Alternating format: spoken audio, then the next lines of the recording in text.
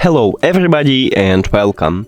In this video I'm going to show you how to pair your headphones Huawei FreeBuds with your Android device.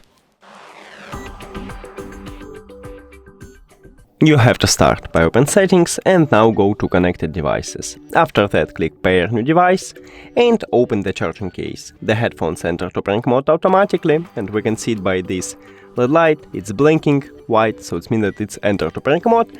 But if it don't want to enter prank mode, just press and hold this connection button until this LED light start flashing. So just press and hold it and then it start flashing.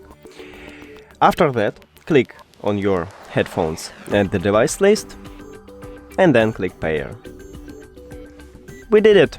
Thank you for watching this video. If you found it helpful, please consider subscribing to the channel and leave the like on the video. It's really important to us. See you later!